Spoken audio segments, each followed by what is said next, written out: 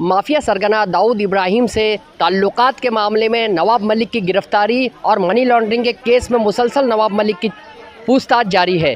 इस सिलसिले में अब ईडी ने उनके घर वालों पर भी शिकंजा कस दिया है।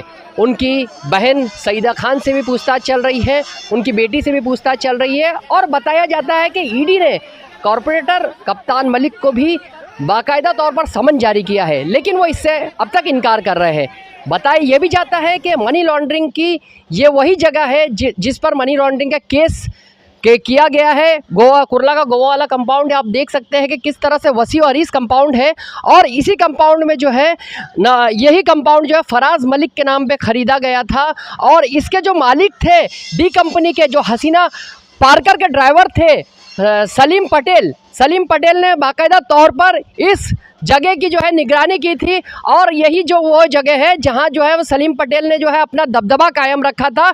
इसके बाद जो है इस ज़मीन को ख़रीदने में नवाब मलिक ने दिलचस्पी दिखाई और आगे चलकर यह ज़मीन जो है वो नवाब मलिक ने ख़रीद ली और इस ज़मीन को जो है करोड़ों की ज़मीन को कोड़ियों के दाम में ख़रीदा गया, क्योंकि अंडरवर्ल्ड का सज़ा याफ्ता मुजरिम इस ज़मीन का मालिक था और ऐसे में ये ज़मीन जो है वो ज़ब्त की जा सकती थी और इस पर एक्ट लगाए जा सकते थे। अब जो है इसी ज़मीन को लेकर नवाब मलिक जो है मुसीबत में फंस चुके हैं।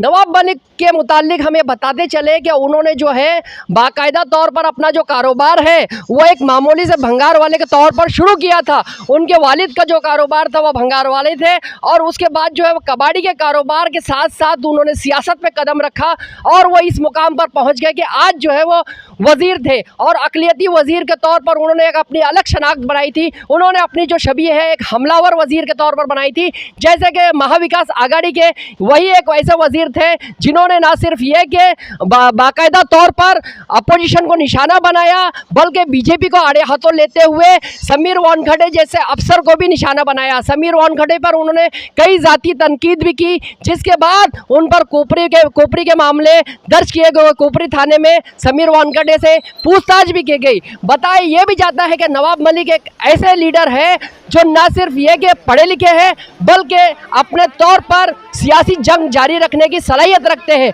उनके कुंबे ने अदालत पर यह भरोसा जताया है कि हम जो है वो कानूनी जंग लड़ेंगे और ज़रूर कामयाब होंगे। जबकि उनकी जो बहन है सईदा खान, उन्होंने भी हमें बताया है कि जो लड़ाई है वो इंतकाम के तौर पर की गई है और आगे जो है ये लड़ाई को जारी रखा जाएगा। जहां के इंसाफ की खास रिपोर्ट में इसके अलावा बहुत सारी चीज़ें हम पेश करेंगे। आप देखते रहे जहां का इंसाफ।